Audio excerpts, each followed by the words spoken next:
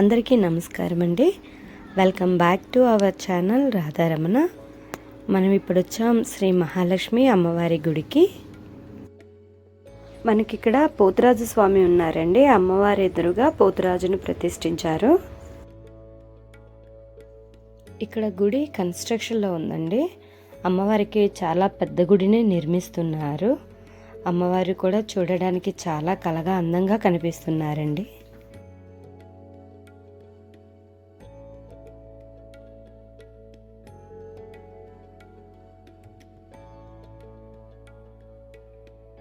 మనకిక్కడ గుమ్మం పైన అష్టలక్ష్ములు కనిపిస్తున్నారు చూడండి. ఆదిలక్ష్మి, సంతానలక్ష్మి, గజలక్ష్మి, ధనలక్ష్మి, ధాన్యలక్ష్మి, విజయలక్ష్మి, విద్యాలక్ష్మి, ధైర్యలక్ష్మి. మనకిలా అష్టలక్ష్మి అమ్మవారిని గుమ్మం పైన చాలా బాగా చూపించారండి. చాలా అందంగా కూడా మనకి చూడడానికి కనిపిస్తూ ఉంది. మనకి ఎదురుగా కనిపిస్తున్నారు కదండి అమ్మవారు. ఆవిడే శ్రీ మహాలక్ష్మి అమ్మవారండి. ఆమె ఊరి గ్రామ దేవత కూడానండి. మీరు మూల విరాట్ అమ్మవారు. అమ్మవారు ఇక్కడ ఇలా వెలిసారటండి.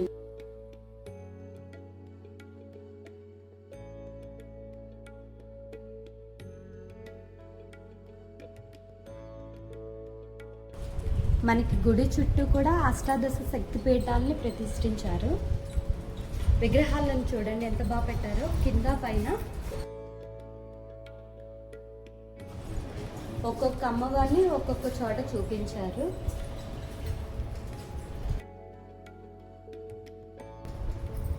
మనకి గుడి చుట్టూ కూడా 18 దేవతలు కనిపిస్తారు.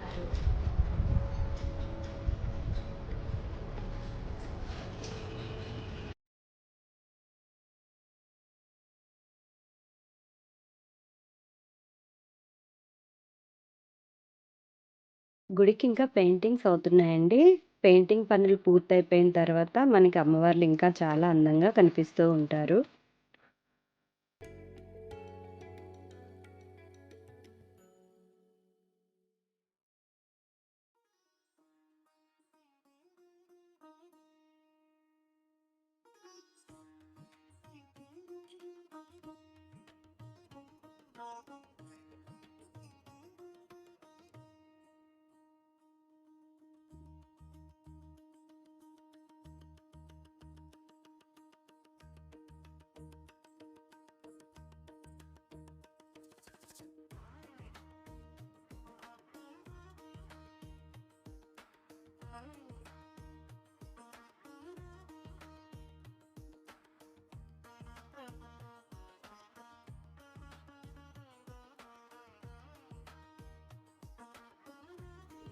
మనకి ఇక్కడ కనిపిస్తున్నారు కదండి దేవతామూర్తులు.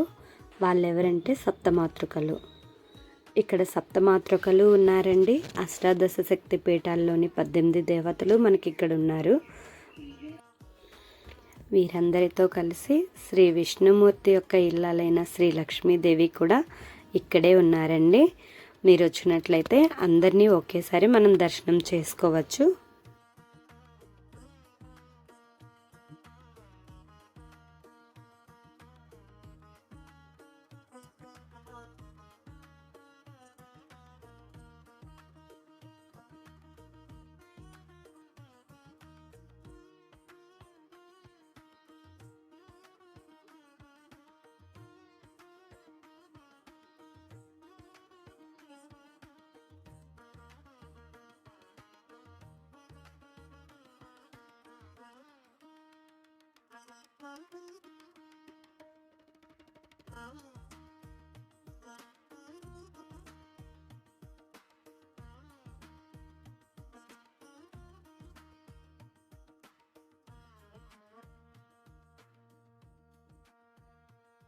ఈ గుడి బలభద్రపురంలో 4 గ్రామ దేవతలు ఉన్నారు.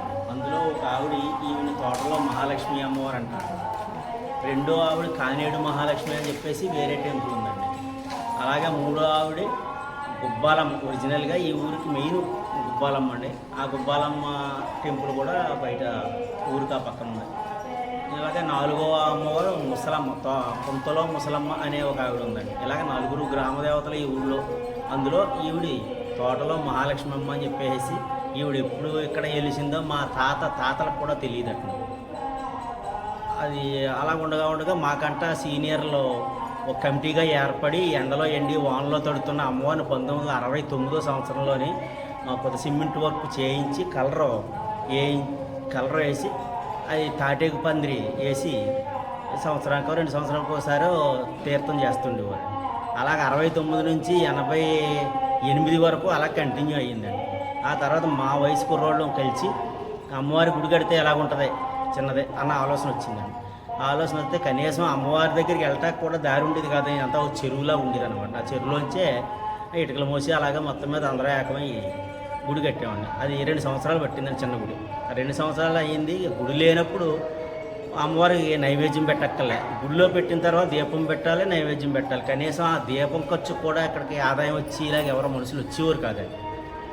ఆ సంవత్సరానికి ఒకసారి తీర్థానికి వస్తాం తప్ప మిగిలిన రోజులు ఎవరైనా వచ్చి దర్శనం చేసుకునేవాళ్ళు కానీ ఏదో ఒక దీపారాధన ఖర్చు కానీ ఏం కలిపి. అందుకు దీని నిమిత్తం ఏం చేశామంటే బలభద్రపురం బ్రిడ్జి మీద ఒక సింహం బొమ్మ వేసి అందులో సింహం అంగట్లో అమ్మవారిని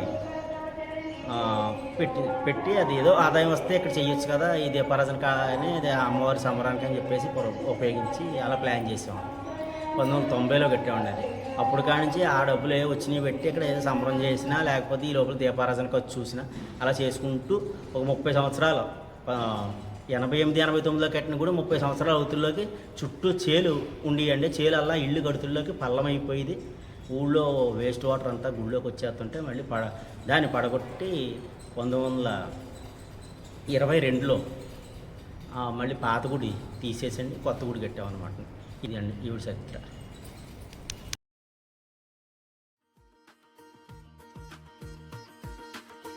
విన్నారు కదండి, ఇలాంటి గుడులను కాపాడుకోవడం మనందరి బాధ్యత.